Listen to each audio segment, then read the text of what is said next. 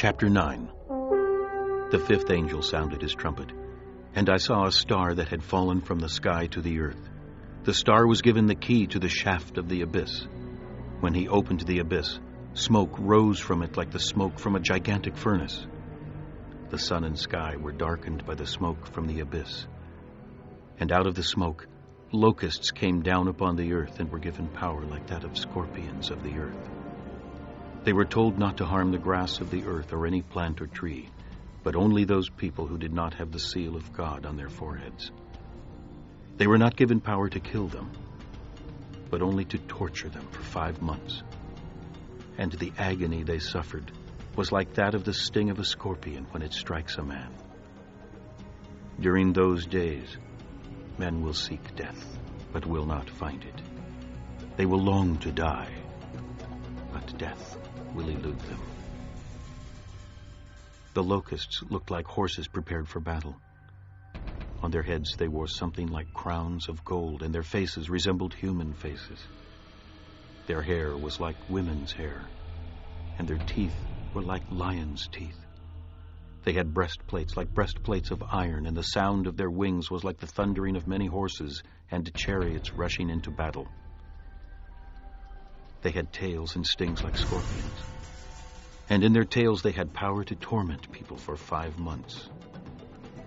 They had as king over them the angel of the abyss, whose name in Hebrew is Abaddon, and in Greek, Apollyon. The first woe is past. 2 other woes are yet to come.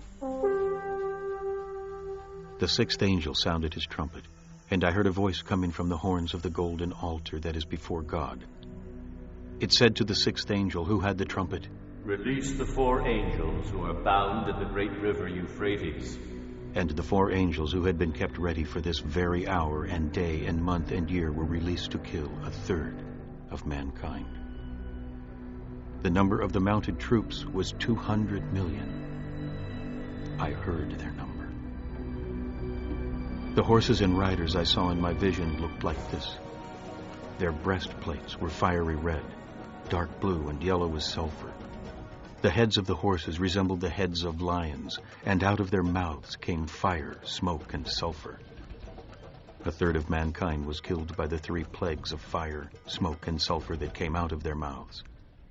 The power of the horses was in their mouths and in their tails, for their tails were like snakes, having heads with which they inflict injury.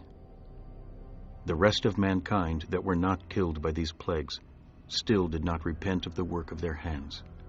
They did not stop worshiping demons and idols of gold, silver, bronze, stone, and wood, idols that cannot see or hear or walk.